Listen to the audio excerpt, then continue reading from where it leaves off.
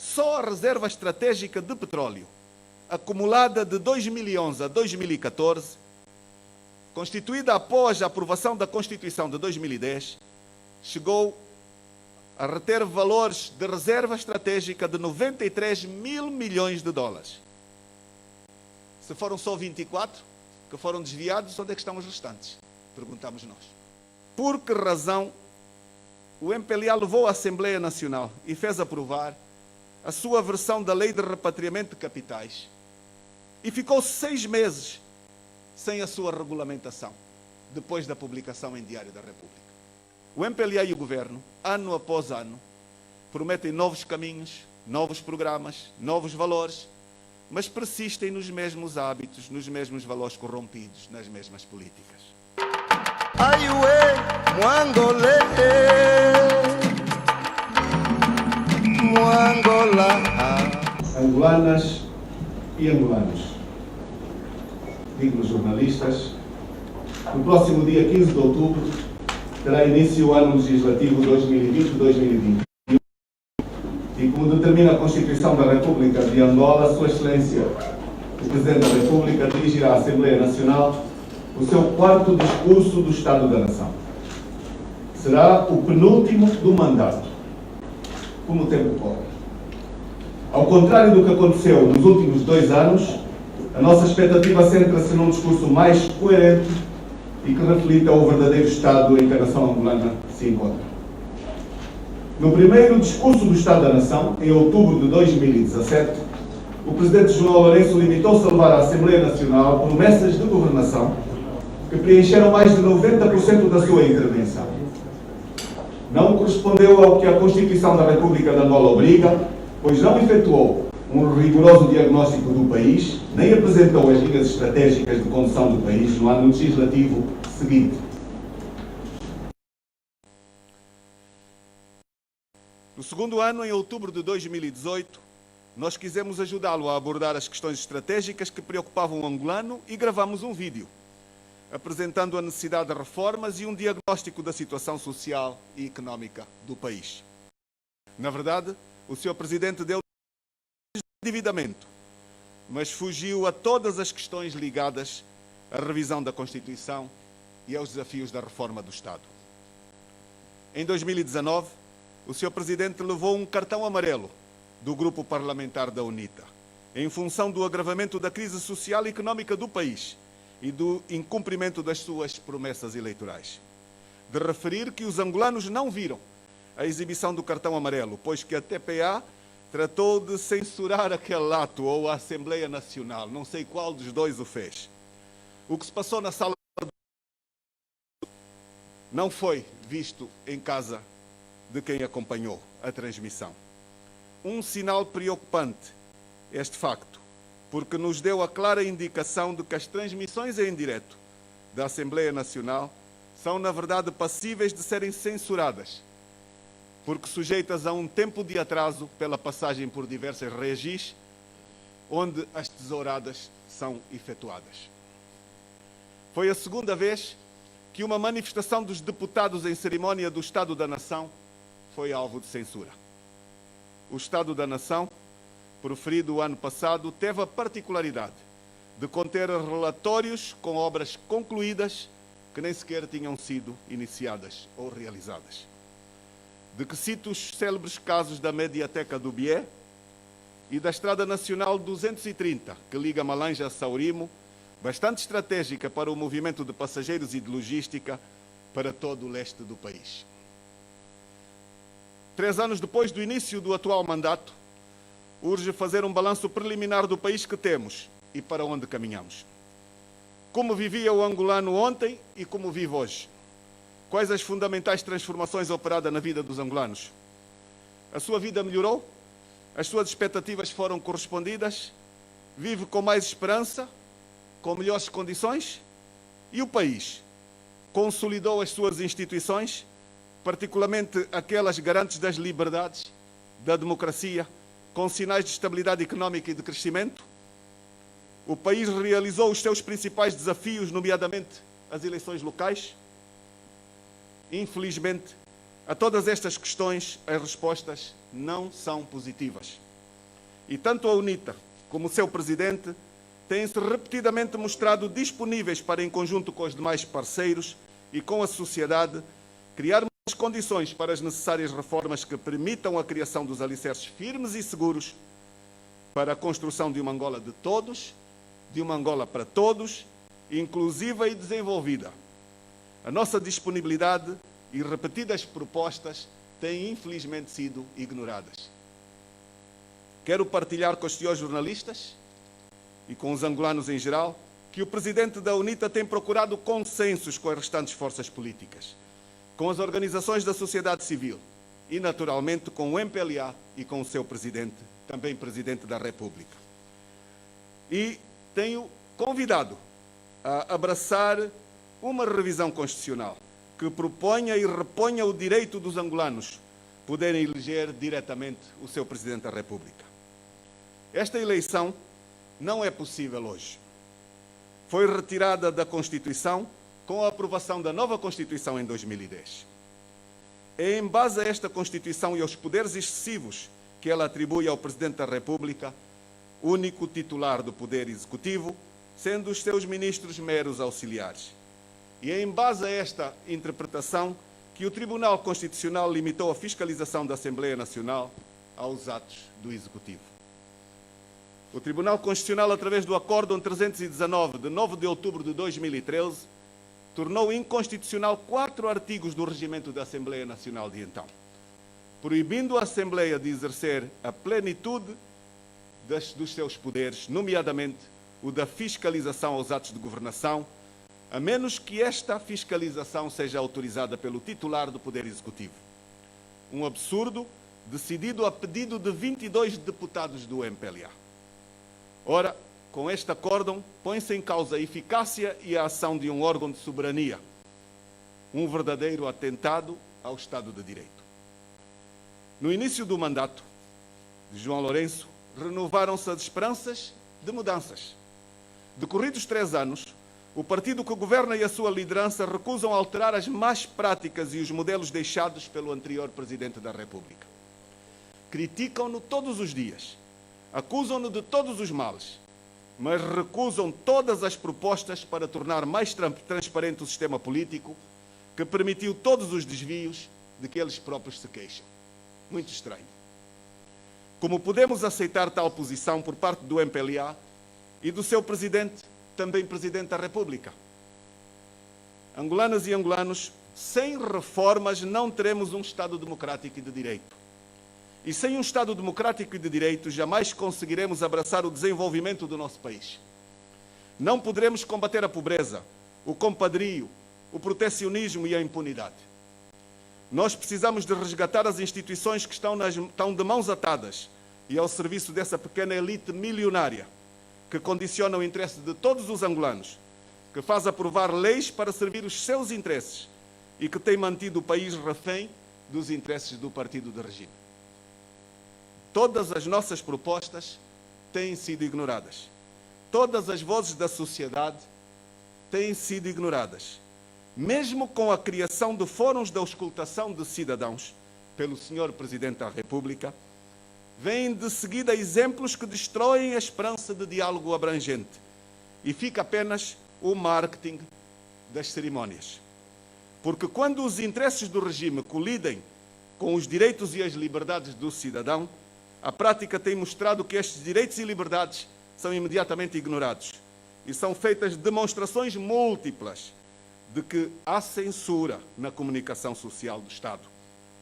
Há a constituição de monopólios, de rádios, de televisões, de jornais, violando a lei, violando os mais básicos princípios da pluralidade, com o objetivo de limitar liberdades para períodos de campanha eleitoral, que tudo indica já começou.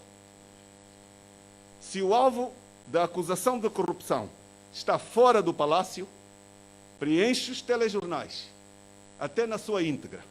Se está dentro do Palácio, é protegido, impede-se que seja noticiado. E todos os órgãos ao serviço do Estado continuam a obedecer às ordens superiores. É só ver o caso do diretor de gabinete e ministro de Estado da Presidência. Regredimos assustadoramente A lei não é igual para todos, e quando assim é, todos estão em risco. Basta os seus interesses colidirem em algum momento com os do partido que governa, mesmo para os seus membros. Senhores jornalistas, certamente têm ouvido diversas intervenções nossas, em que rebatemos as questões acima tratadas, nomeadamente as questões ligadas à reforma necessária. Nós vamos repeti-las quantas vezes forem necessárias, porque são passagem obrigatória para o futuro de todos nós. A implementação das autarquias são um imperativo constitucional. Não podem e não devem depender da vontade de uma pessoa ou de um grupo. O ônus da não implementação só pode ser imputado ao Sr. Presidente da República e ao seu partido. Assim, gostaríamos de vê-lo abraçar um calendário de compromisso que agende a lei da institucionalização das autarquias locais para novembro próximo. Sim, porque há mais de 2 anos que todas as leis estão prontas e só não são votadas para permitir ao Presidente da República a justificação do adiamento da convocatória das eleições. A Assembleia Nacional a ficar com as culpas de uma opção da Presidência da República. É tudo um jogo combinado no partido do poder e contra o interesse de todos os angolanos. Com certeza, a desculpa do Covid também não colhe. E temos agora mais um exemplo que deixa muito mal o governo angolano. Os nossos vizinhos, a sul, a Namíbia, têm o dobro de casos de Covid do que Angola. E o seu governo vai realizar eleições locais este ano, em convocatória efetuada pelo presidente Age Geingob. Foi feita para 25 de novembro, apesar do Covid, em 2020 e em simultâneo e em todo o território da Namíbia. Haja assim quem respeita o seu povo. Caso tenha alguma dificuldade, naturalmente o Presidente, a UNITA pode colaborar apresentando um cronograma de atividades que culminará com a realização das tão esperadas eleições. Nós entendemos incontornável a necessidade do novo registro eleitoral. E o novo registro não precisa de mais do que 3 meses para ser efetuado. Pode começar muito bem em março, abril, maio, terminou. E nós podemos ter, normalmente, eleições locais em agosto ou setembro de 2021. E deixe o MPLA de colocar ministros a anunciar calendários de atualização de ficheiros artificiais em atitudes antipatrióticas e absolutamente irresponsáveis. É mera ilusão pensar que alguma vez Angola abraçará a plena cidadania, a diversificação da economia e o desenvolvimento, continuando a negar o poder local. Oferecer serviços, boa escola, saúde, habitação, emprego, segurança, só com reformas e com o evento da real liberalização económica, em contraste com a vocação da excessiva intervenção do Estado no setor empresarial. Senhor Presidente da República, a guerra acabou há cerca de 20 anos. São bastantes para termos criado ganhos substantivos na consolidação de um Estado democrático, com infraestruturas funcionais e com serviços presentes em todo o território nacional, com inclusão social, porque o país que temos tem recursos bastantes para ter sucesso, apesar da crise. É inaceitável que morram angolanos à fome, como está a acontecer diariamente no nosso país. Um país com tanta terra fértil, com tantos recursos hídricos, com pouca população, com extensa costa marítima. Senhor Presidente, o MPLA é um país refém dos seus interesses partidários. Como têm sido caracterizados os atos administrativos do atual governo? Nós fizemos uma leitura atenta aos diários da República, órgão oficial da publicação dos atos legislativos e administrativos em geral. De janeiro de 2018 a agosto de 2020, dos 135 procedimentos de contratação pública autorizados pelo Sr. Presidente João Lourenço, 107 procedimentos foram por ajuste direto. A contratação simplificada. Portanto, repito, de 135, 107 foram de ajuste direto. O pior é que muitos podem pensar que os restantes 28 foram com contratos efetuados através de um procedimento de concurso público. Infelizmente, também não ocorreu. Não foi bem assim. Em 2018, foram 41 as autorizações de contratação por ajuste direto. Em 2019, foram 59 procedimentos, sendo 43 por ajuste direto e 16 por outras formas de contratação. Este ano, em 2020, temos 35 procedimentos por ajuste direto e 12 por outras formas de contratação. As outras formas envolvem o convite direto, a prévia qualificação ou o concurso público. Então, por estes números que constam dos diários da República, documentos oficiais, concluímos que mais de 80% dos procedimentos para a contratação pública publicados em Diário da República foram feitos por ajuste direto, como, por exemplo, a autorização para a realização da despesa no valor de $1.400.000.000 para a aquisição de uma plataforma digital para o manuseamento e preparação dos dados geofísicos e geológicos das bacias do Namibe e Benguela para as licitações petrolíferas. O procedimento é o de contratação simplificada, pelo critério material. Despacho Presidencial 132/19 de 22 de julho. Nós perguntamos, qual o interesse em fazer tantos ajustes diretos? Qual o temor, no caso concreto, em aplicar-se a concorrência plena, verdadeiro baluarte de uma democracia? A quantidade de contratações simplificadas ou ajustes diretos violam os princípios estruturantes da ordem económica, fundada na livre concorrência, pelo que, cientes que a melhor liderança é aquela que se dá pelo exemplo, temos imensas dificuldades em entender por que as entidades contratantes, todas as que recebem financiamento público, desde o Estado, os órgãos de soberania, os departamentos ministeriais, os institutos públicos e as entidades do setor empresarial público, recorrem ao procedimento por contratação simplificada. Não entendemos. As normas que obrigam a realização de procedimentos concorrenciais têm como objetivo a proteção de interesses financeiros públicos e a sua inobservância implica que houve somente meras aquisições diretas, com ultraje à lei, situações que se enquadram nas normas do procedimento administrativo e que gera a nulidade do contrato.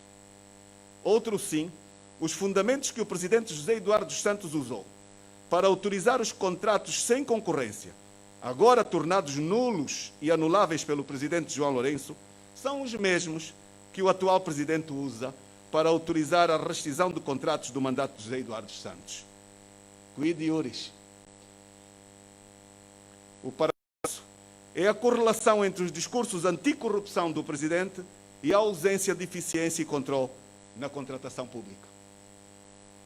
Nos últimos 3 anos, sob o mandato do presidente João Lourenço, foram adjudicadas obras públicas por contratação simplificada, portanto, sem concurso público, num valor global de cerca de 2,5 mil milhões de dólares.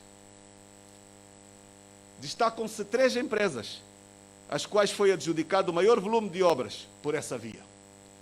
O principal beneficiário do recurso à contratação pública simplificada foi a Matapalo Construções e Engenharia, seguida pelo grupo Manuel Couto Alves e pela Mota-Engil, Angola.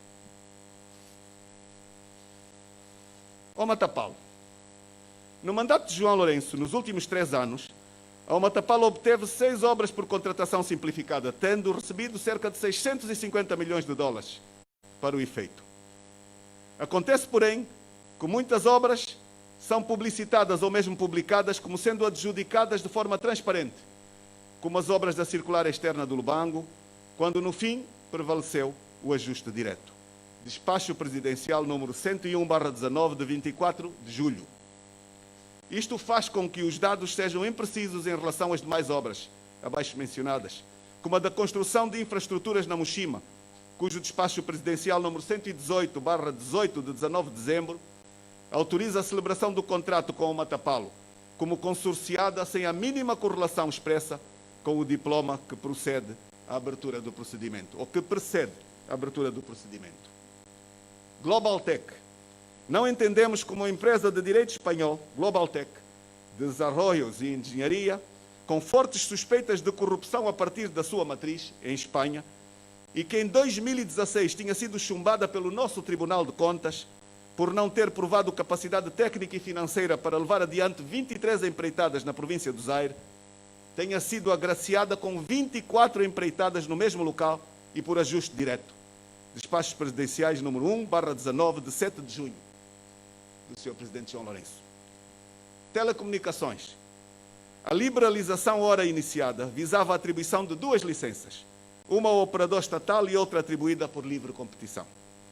Acontece, porém, que misteriosamente a licença da Angola Telecom foi subconcessionada a terceiros e está envolta em mistérios, secretismo e, claro, ao habitual mercado da corrupção. Quanto à 4ª licença, o titular do Poder Executivo, na qualidade de representante do Poder concedente, o Estado, autorizou, através do despacho número 21A/18 de 23 de fevereiro, a abertura de um concurso público internacional para a celebração de um contrato de cessão de serviços públicos de comunicações eletrónicas para a atribuição de um título global unificado. Todavia, através do despacho número 1064/18 de 2 de abril e do despacho número 137/18 de 29 de maio, o ministro adota o concurso limitado por prévia qualificação, portanto, procedimento de contratação diferenciada, ao que consta na norma delegante, tendo o concurso sido anulado pelo despacho presidencial número 58/19 de 25 de abril. Por fim, foi aberto um novo concurso público, mas todo o emaranhado no acesso ao exercício do 4º operador tornou nebuloso e maculado este processo. Tanto é assim que os concorrentes com experiência internacional abandonaram o processo por indício de fraude, pelo que é de todo recomendável a reforma do procedimento em curso, analisando-se os reflexos internos e externos quanto ao modo de exercício da competência procedimental, optando-se por mais respeito pela legalidade e pela transparência. Casas do Calumbo, Centro Covid. Não entendemos a autorização para a despesa e a abertura de procedimento de contratação simplificada para a aquisição do imóvel infraestruturado com 200 residências, sito na comuna do Calumbo, município de Viana, por quase 25 milhões de dólares, considerado pelo mercado como casas sociais e extremamente sobrefaturadas. Despacho presidencial número 65/20, de 4 de maio, foi que o autorizou, e que entra em contradição com outro despacho presidencial, o 79/20, de 5 de julho, que enuncia que as infraestruturas referidas estão parcialmente construídas, inclusive as 200 casas. Sonangol. Não entendemos porque que as compras de derivados do petróleo, gasolina, gasóleo marinha, pelo país, em milhares de milhões de dólares por ano, não é feita com transparência. E aqui também se aplica o ajuste direto. De que cito como exemplos o despacho presidencial número 61/18 de 24 de maio, no valor de mais de 4 mil milhões de dólares, para o período de 1 de abril de 2018 a 31 de março de 2019. Gostaríamos de tomar conhecimento dos contratos de 1 de abril de 2019 a 31 de maio de 2020 e do contrato vigente. Novos dados sobre a recuperação de capitais. O Sr. Presidente da República entendeu finalmente ontem começar a partilhar alguns dados sobre a corrupção e a sua versão da recuperação de alguns capitais e bens patrimoniais. E fê-lo através de uma entrevista a um jornal americano, o Wall Street Journal, colocando o teto da dilapidação do erário em cerca de 24 mil milhões de dólares americanos. Interessante o seu escalonamento em cerca de 13,5 mil milhões desviados da Sonangol, 5 mil milhões através da Sodiam e da Indiama, e os restantes 5 mil milhões de outros setores. o arresto de bens imobiliários em cerca de 4,2 mil milhões e a recuperação em dinheiro no valor de 2,7 mil milhões de dólares. Ainda bem que entendeu começar a partilhar alguns dados numéricos que há muito todos nós vínhamos exigindo. Há quem questione a razão da escolha deste timing. Há quem especule tratar-se de uma tentativa de fazer esquecer o escândalo escaldante do seu diretor de gabinete. Há quem também fale da coincidência da proximidade com o discurso do Estado da Nação. Mas, independentemente da razão, considero que foi muito importante ter estes números para poder-se avaliar da sua credibilidade e da sua transparência. Começo por dizer que estes números, apesar de elevadíssimos, porque 24 mil milhões de dólares é muito dinheiro, eles estão muitíssimo aquém dos números reais. Se não vejamos, só a reserva estratégica de petróleo, acumulada de 2011 a 2014, constituída após a aprovação da Constituição de 2010, chegou a reter valores de reserva estratégica de 93 mil milhões de dólares. Se foram só 24 que foram desviados, onde é que estão os restantes? Perguntamos nós. Porque eles não existem hoje. Desapareceram. Quem quiser fazer contas, soma os valores da produção de petróleo durante os anos da alta dos preços. Verifica a produção diária. Subtrai a quantia paga às empresas concessionárias e veja os números que obtém. E veja se estes números estão na reserva estratégica do Estado. Só por estas contas dá para se perceber o quanto incorretas são as contas do Sr. Presidente da República. Este exercício foi efetuado por múltiplas instituições credíveis e desmentem em absoluto os números indicados na entrevista pelo Sr. Presidente da República. Continuemos. Qual o propósito em ter reduzido tanto este valor? Será que para afirmar que a recuperação de capitais desviados e o grosso do roubo permanecer não recuperado? Será que este é o objetivo? Apresentar contas de números baixos no circuito da recuperação de capitais? Seria muito grave. Nunca ficou explicado por que razão o MPLA levou à Assembleia Nacional e fez aprovar a sua versão da Lei de Repatriamento de Capitais e ficou 6 meses sem a sua regulamentação, depois da publicação em Diário da República. Nunca se explicou porquê. Todos os que quisessem repatriar voluntariamente os seus capitais foram assim impedidos de o fazer. A quem serviu este impedimento de fazer o repatriamento voluntário? Podemos continuar. Que valores podemos obter se formos fazer uma rigorosa fiscalização às linhas de financiamento da China e avaliarmos as correspondentes obras realizadas? Essa avaliação, de certeza, permitiria considerar-se a hipótese de uma renegociação da nossa dívida. E nós aconselhamos o Estado angolano a proceder desta forma. Mas, quais poderão ser os montantes resultantes da não materialização dos múltiplos programas de investimento públicos constantes dos vários orçamentos gerais do Estado, não terminados, mas executados pelas finanças? Eu vou partilhar apenas alguns números.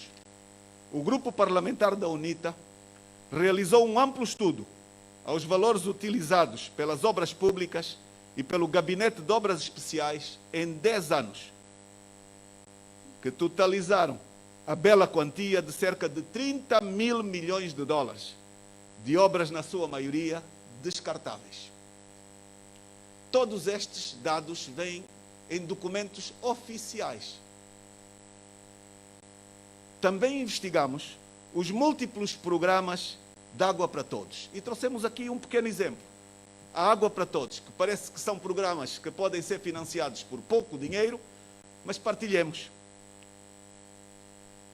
Investigamos E com dados publicados em documentos oficiais, parte destes programas tiveram orçadas verbas em 10 anos, com totais superiores a 20 mil milhões de dólares. Eu vou repetir. 20 mil milhões de dólares. Entre programas diretos de água para todos, distribuição de água e infraestruturas complementares. E o que é que resultou em todo este dinheiro?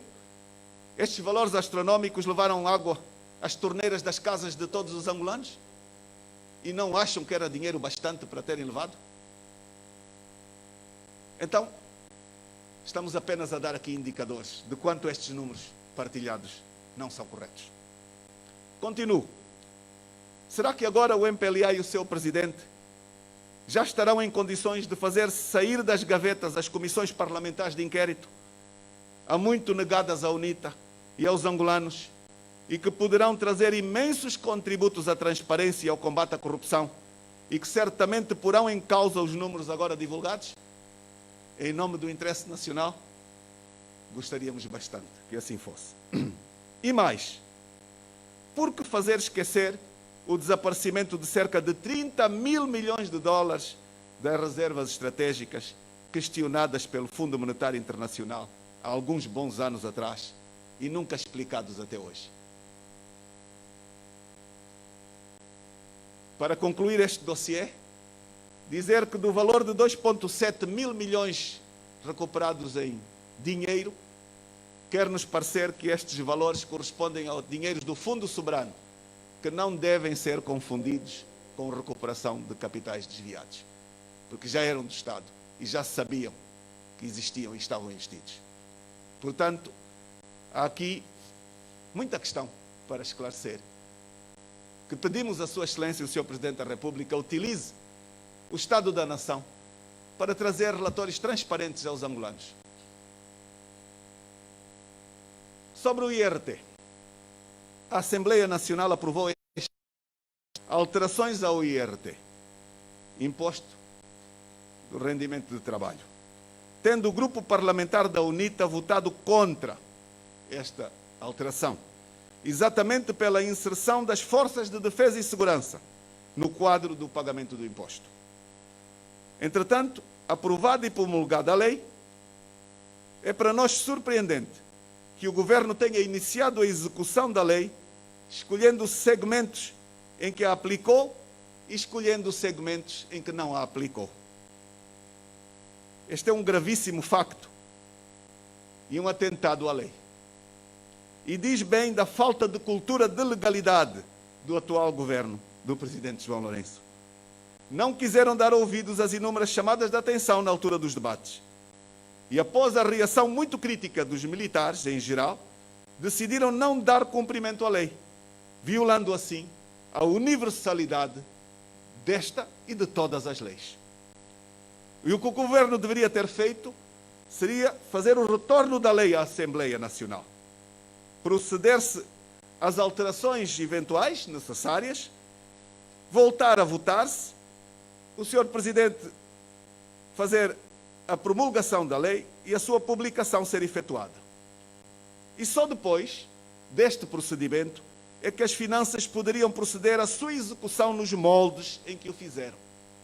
Assim, os descontos efetuados por opção discricionária são ilegais e muito graves como procedimento. Os valores descontados devem ser restituídos aos seus titulares, porque ilegalmente executados, porque as leis são iguais para todos. Vivemos hoje quase 45 anos desde a independência. O sonho de uma nação adiada, mas sistematicamente prometida. O MPLA e o governo, ano após ano, prometem novos caminhos, novos programas, novos valores, mas persistem nos mesmos hábitos, nos mesmos valores corrompidos, nas mesmas políticas. É assim que a falta de transparência nos negócios do Estado continua a ser a regra. É assim que o nepotismo, o amiguismo, o cabritismo continuam a ser a regra. É assim que a democracia e a liberdade continuam cortadas. Mas o objetivo deste discurso é de podermos, no Estado da Nação, vermos respondidas as apreensões que os angolanos têm. Por Sua Excelência, o Sr. Presidente da República. Com respostas claras às questões do combate ao Covid, sem que este combate adie o país. A diminuição do número dos mortos e de mortos neste combate. Temos um número muito elevado. O equipamento de proteção sanitária aos profissionais de saúde dos hospitais garantido a todos eles, que por não o terem, muitas vezes sem alternativa, fogem dos doentes quando estes chegam aos hospitais. Porquê? Porque também estão expostos e estão com falta de condições. A imensa campanha que todos acompanhamos de aviões com material de combate ao Covid foram seguidas por todos. Mas se hoje, na maioria das províncias, não há materiais de testagem, nem de proteção, nem sequer testes rápidos nos hospitais e postos de saúde. É inaceitável. A problemática da educação e o início do ano escolar sem condições, em especial para as escolas do ensino primário, é outro problema. Há quem diga que o Covid trouxe também este lado, de expor a nossa realidade. Não é aceitável a inexistência de condições como estas que nós temos vindo a constatar. Absolutamente inaceitável. O aumento exponencial da pobreza e o elevado número de mortes por dia de crianças malnutridas, outra questão que gostávamos de ver o Sr. Presidente a explicar. Respostas urgentes à seca que continua a matar e a penalizar populações no sul de Angola. Perante tantos milhões anunciados, outro problema que gostávamos de ver respondidos por Sua Excelência. E dizer aqui que, infelizmente, a intolerância política voltou a nosso dia a dia, em múltiplas províncias. Não sei se por aproximação eventual de alguma campanha eleitoral. Deixo aqui, para finalizar, uma palavra de encorajamento e de profundo respeito a todos os profissionais de saúde, e não só, que combatem a pandemia do Covid-19. Também as famílias, um encorajamento às famílias que perderam os seus entes queridos por consequência do Covid. Temos mesmo aqui ao lado, em Viana, o Centro de Segurança de Saúde no Trabalho, cuja diretora, a doutora Isabel Cardoso, faleceu esta semana, a quem prestamos a nossa vénia e os sentidos pésamos à família. A todos, o nosso apelo: respeitem as normas sanitárias. Muito obrigado a todos. Muito obrigado, Sr. Presidente, pela comunicação. Os próximos minutos serão dedicados às perguntas dos senhores jornalistas. Temos dispostos aqui na sala para os quais devem dirigir as vossas questões. Portanto, do extremo direito tem o microfone e aqui do esquerdo também, para os sentados deste lado.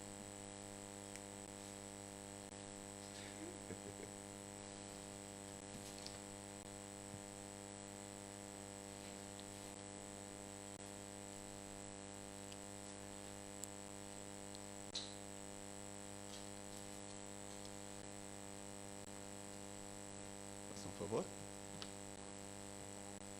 Boa tarde.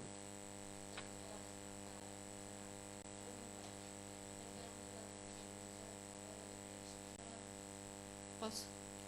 Em relação aos valores que foram anunciados pelo Presidente e que abordou agora, há também juristas que colocam questões relacionadas com a legalidade, com a forma como está a ser feita a recuperação dos ativos, nomeadamente não havendo, em alguns casos, processos judiciais em curso ou julgamentos. E queria saber se é também a sua opinião se este processo de recuperação dos ativos deveria acontecer após os julgamentos e condenação das pessoas envolvidas, ou se deve continuar a ser feito da forma como está a ser feito, com mais transparência a nível dos números. Não sei se respondo caso a caso, mas vamos fazê-lo. É conhecido por todos os digníssimos, quem nos acompanha, que nós temos a opinião de que o combate à corrupção é dirigido, não é universal. E todos os dias vêm-nos provas desta evidência.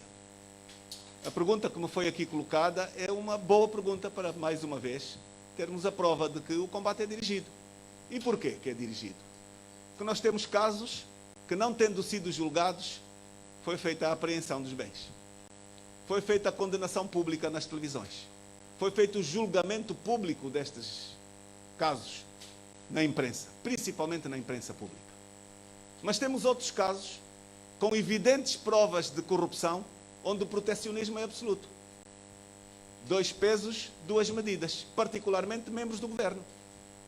E nós nunca dissemos que não há combate à corrupção. Nós temos dito que o combate à corrupção é dirigido. Há perseguidos e há protegidos. O que é grave. Anula o seu efeito. Sobre a questão da recuperação de bens, naturalmente que ela deve ser feita em circunstâncias de prova objetiva.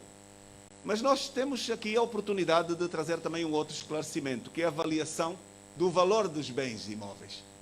Nós vimos um valor atribuído que estamos muito longe de entender se corresponde ao valor real. Porque se o valor é o empréstimo que foi retirado para se fazer a compra, nós sabemos que há aí algum tipo de fábricas que receberam financiamentos, por exemplo, de $1.000 milhões e que não valem metade do dinheiro. E que foram feitas entregas, provavelmente até porque já não era conveniente os seus proprietários ficarem com elas. Então, todas estas questões devem ter um tratamento bem mais fundamentado, bem mais sério, porque se trata de um interesse de todos nós.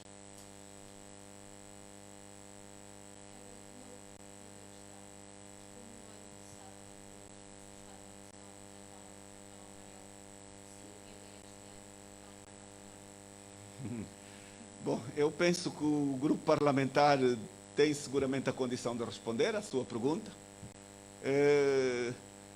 Não tenho condição de lhe responder, mas não tenho dúvidas nenhumas que merece o cartão vermelho, pelo balanço que o país se encontra e por estarmos bem piores do que as circunstâncias do ano passado, em todas as circunstâncias sociais e económicas do país. Caríssimos jornalistas, vamos fazer então da seguinte maneira. Perguntas num bloco de 5 e seguidas de respostas pelo Sr. Presidente.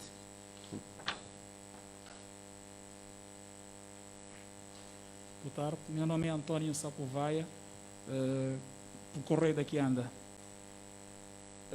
Sr. Presidente, o que é que se lhe oferece dizer em relação à matéria avançada pelo Novo Jornal, que diz, cito, o MPLA está a elaborar um plano para a briga política. Adalberto Costa Júnior está a ser vigiado e combatido até a exaustão. O que é que se lhe oferece dizer em relação a isto? Muito bem.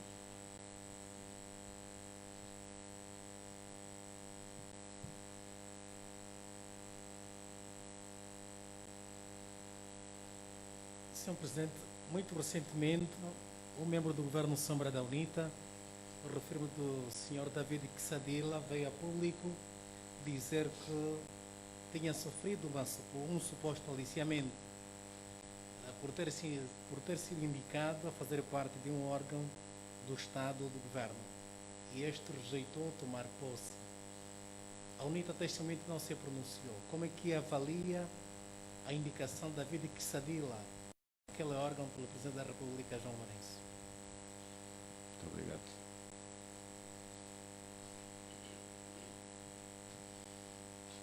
Sr. Presidente, muito boa tarde. Sr. Presidente, desde a aprovação da Constituição da República de Angola em janeiro de 2010, que sabemos qual foi a posição, de facto, da bancada parlamentar da UNITA quanto à aprovação e do decorrer do processo. No entanto, é mesmo esta condição que tanto os membros da UNITA como nós, cidadãos a nível nacional, temos vindo a cumprir esta lei magna. E dentro da Constituição consta, há um artigo que fala sobre a Comissão Nacional Eleitoral Independente.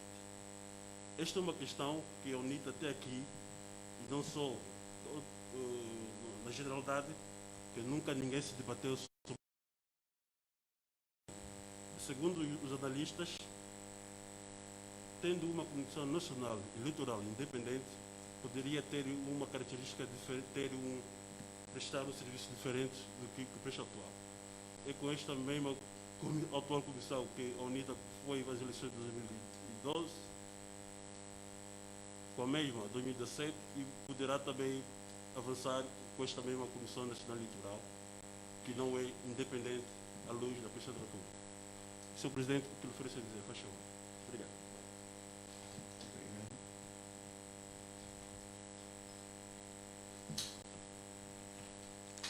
Não havendo mais perguntas, vamos passar a palavra ao Sr. Presidente.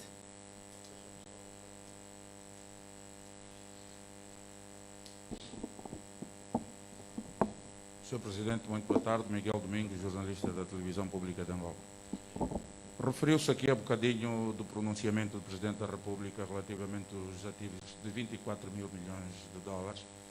Não acha que deveria encorajar o Presidente da República neste combate à corrupção, uma vez que efetivamente em Angola não se conhecem Estado, não se conhecem nenhum governo que teve efetivamente a coragem de colocar isto ao público, os desvios exacerbados que Angola conheceu, e que se o Presidente da República vem agora dizer que foram dilapidados do erário público 24 mil milhões de dólares, é uma iniciativa que deveria ser aplaudida, até porque esses processos são muito complexos e que levam, de facto, o seu tempo? Muito obrigado.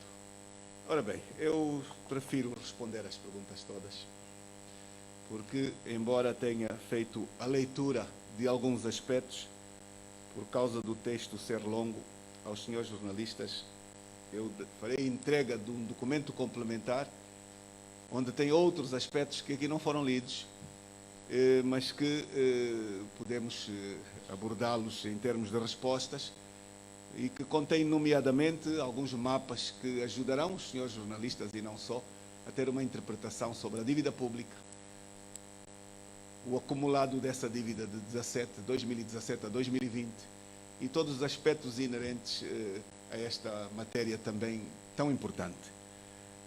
Sobre a primeira pergunta que me foi dirigida, e por causa de uma matéria publicada no Novo Jornal, dizer que nós não fomos procurados e não fomos ouvidos sequer, nem em termos de reação sobre essa matéria, mas a prática tem-nos trazido a demonstração de que as instituições de check and balance, ou as instituições de garante, no nosso caso, do nosso país, não são absolutamente isentas. E não é novidade para ninguém, dos presentes, os ataques permanentes ao presidente da UNITA, as abordagens de compra de militantes por parte de membros da inteligência.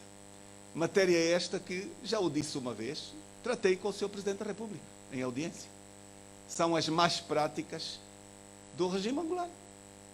São razões que estão na base das nossas propostas também da reforma do Estado, da reforma dos seus procedimentos, onde muitas instituições, em vez de tratarem do interesse de todos nós, tratam da salvaguarda da manutenção do poder no partido político que governa o país. E isto atenta a nós todos. Não é uma novidade. Portanto, é quanto poderei dizer aqui, de que temos bastantes provas. A questão do convite ao Dr. Kissadila. Dizer que o Dr. Kissadila procurou-nos e o Dr. Kissadila partilhou connosco o facto de não ter sido convidado, não ter sido ouvido.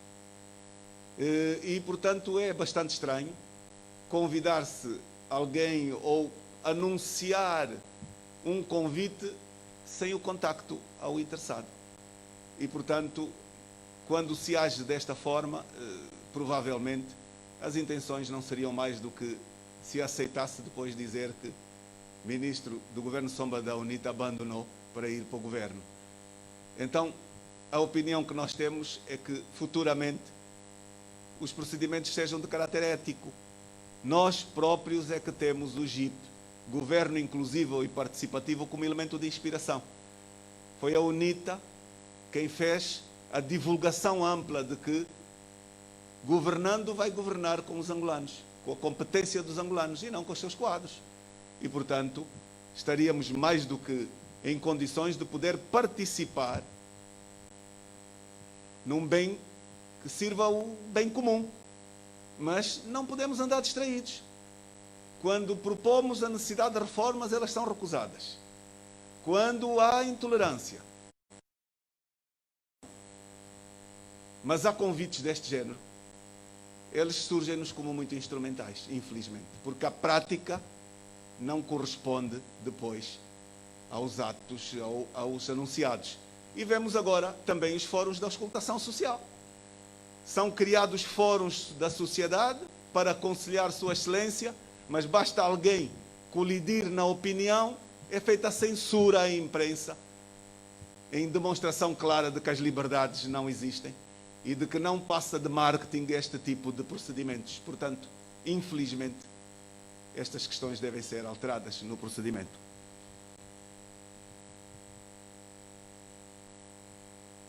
A terceira pergunta sobre a CNE. Senhores jornalistas, de forma muito direta, nós não temos qualquer dúvida que as atuais leis eleitoral e da Comissão Nacional Eleitoral não nos poderão conduzir a eleições livres, justas e transparentes. É impossível. Porque não. A UNITA trabalhou com a sociedade civil, posso partilhar com Vossas Excelências, trabalhou com os outros partidos e tem versão atualizada de propostas de alteração destas leis. E, inclusive, já fez entrar no Parlamento uma proposta destas, não foi este ano apenas, e que foi recusada a levar ao agendamento pelo MPLA. Dizer também que a SADC, região de que somos parte integrante, tem uma lei eleitoral modelo, uma lei democrática modelo, para servir de inspiração às leis dos países membros. O governo angolano ainda não soube abraçar esta sugestão, mas o Parlamento angolano tem deputados que são membros do Fórum Parlamentar da SADC e que assinaram, votaram a aprovação desta lei modelo.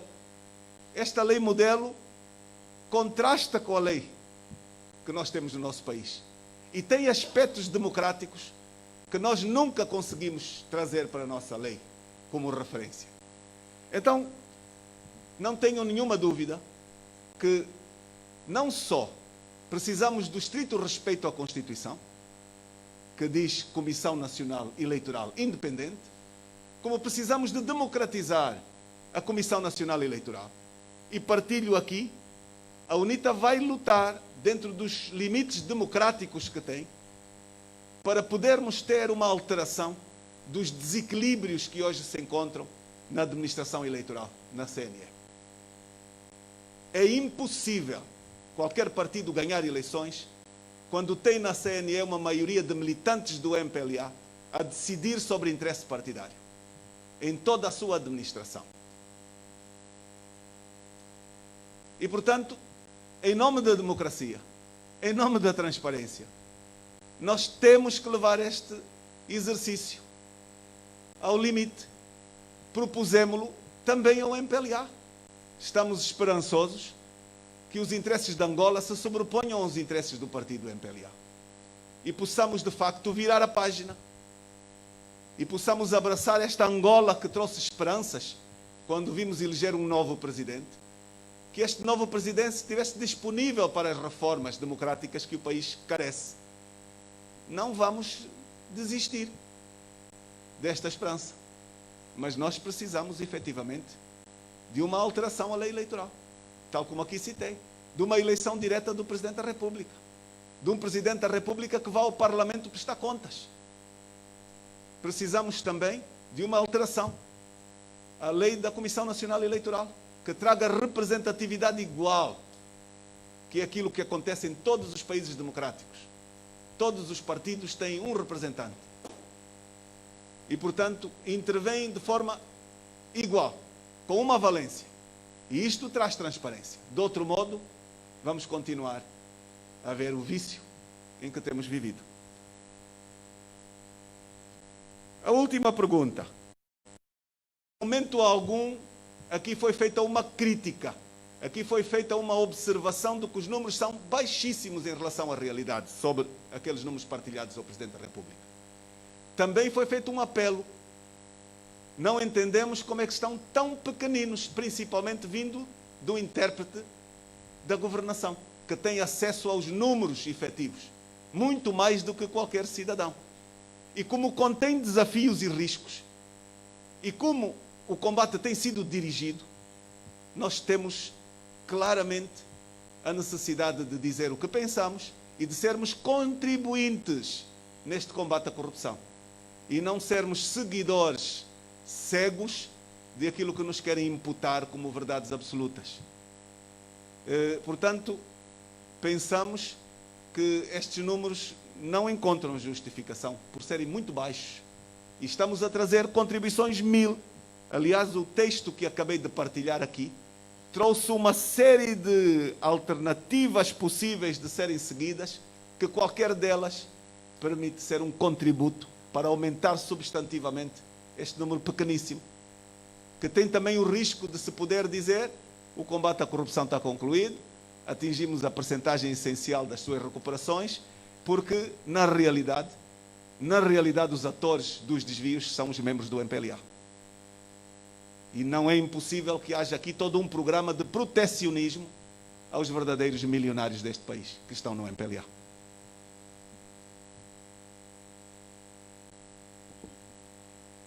Não vejo... Muito bem, a Voz da América.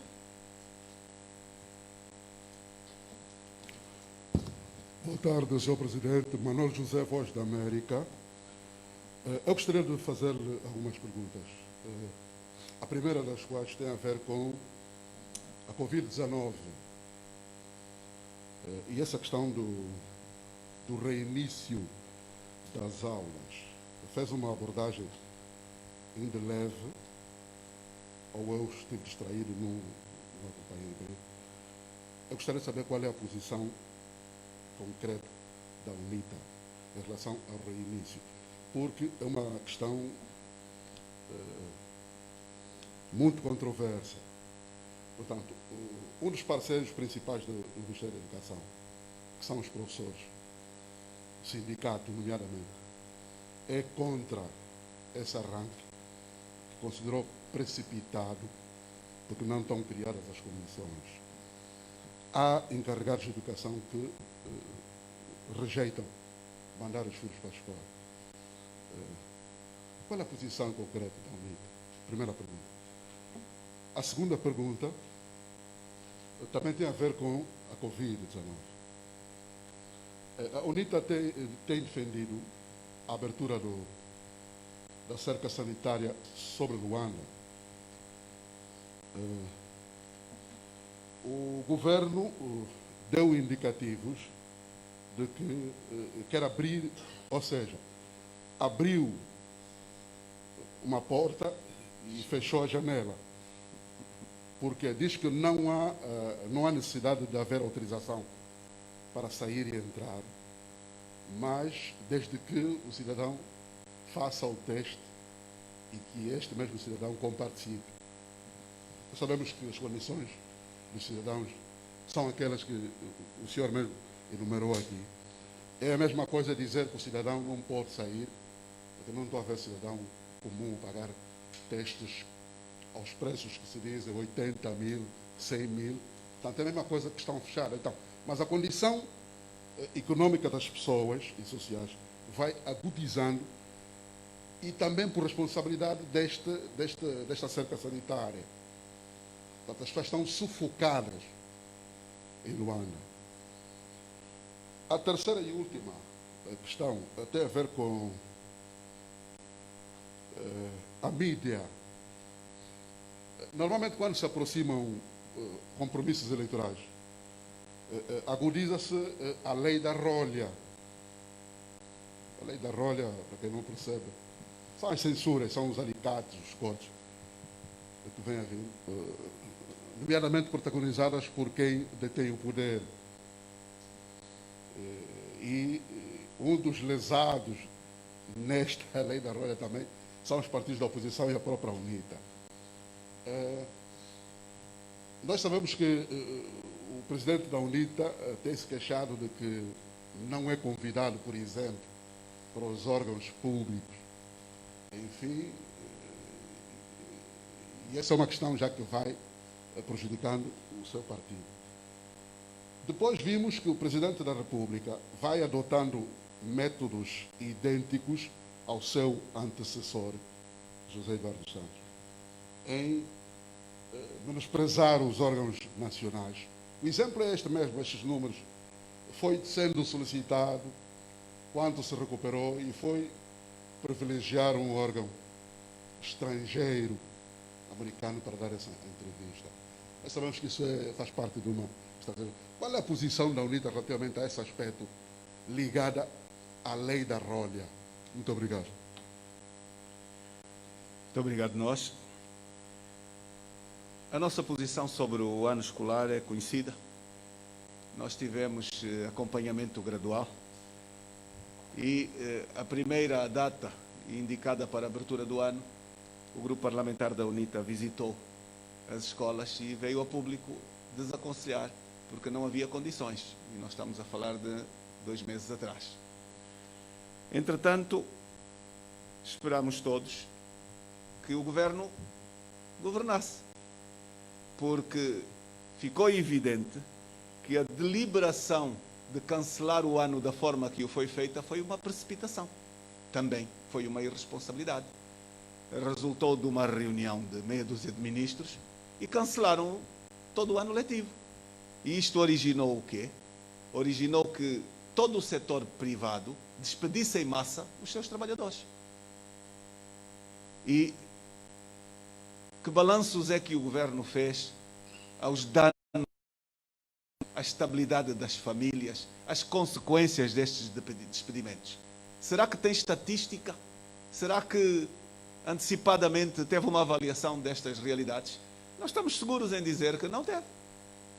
Foram seguramente decisões de joelho, precipitadas. E nós, durante algum tempo, juntamos a nossa voz no sentido de que era possível, sim, preservar alguns setores do ensino a funcionar.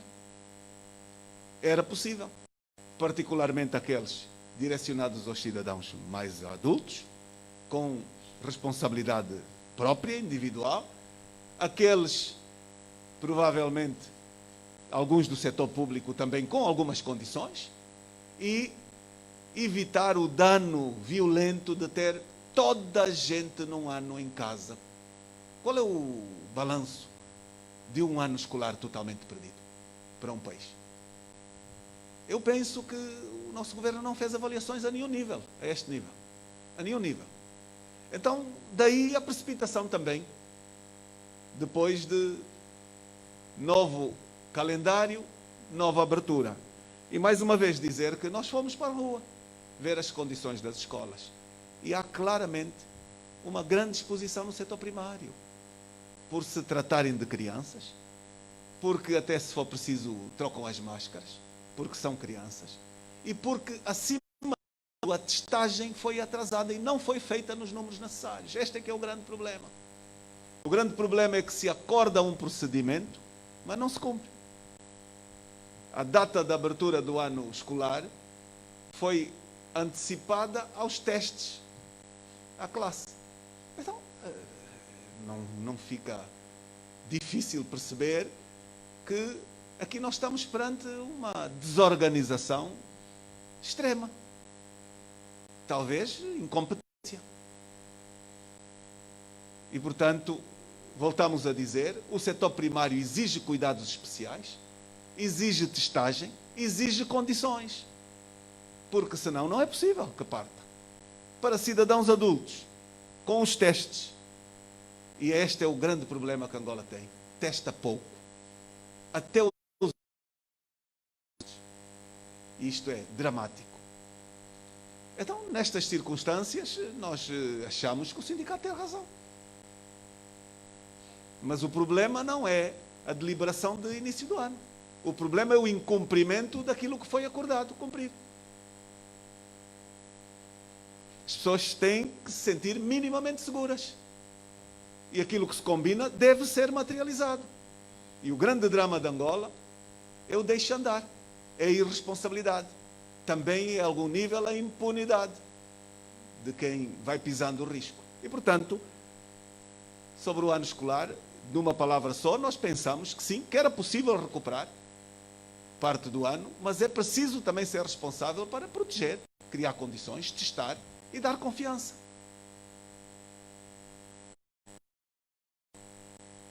A questão da cerca. Nós há muito que juntamos a nossa voz de que é preciso estudar bem as questões. A cerca estava a matar mais do que estava a salvar. Não tenham disso nenhuma dúvida. Nós temos uma experiência feita há uns anos atrás, numa altura de uma extraordinária pandemia, em que o governo declarou 300 mortos em 3 meses, e nós fizemos um estudo e apurámos 9.000 mortos em 6 hospitais. Com filmes, com nomes. Fomos às urgências, às morgues, aos cemitérios clandestinos, fizemos um trabalho durante 30 dias, minucioso, e que foi de grande impacto.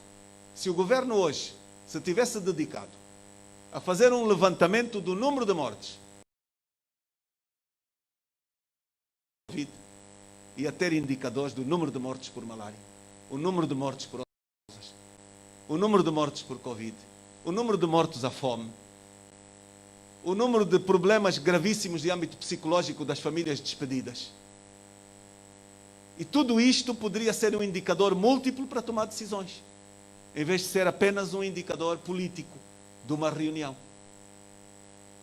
E como temos tido o cuidado de ter estudos feitos, nós tivemos uma audição ampla aqui, às Zungueiras, que vieram em massa partilhar as suas preocupações, que nos deram a sensibilidade de uma série de questões que não conhecíamos. E, portanto, a cerca a Luanda limitou a chegada de bens a Luanda de forma extraordinária. Destruiu produtos em grande quantidade à entrada e à saída, seguramente. Levou dezenas e dezenas de empresas à falência. Não é só apenas o Covid como número simples. Acrescido ao facto de que nós sabemos quais as razões da contaminação comunitária. E não é novo partilharmos aqui.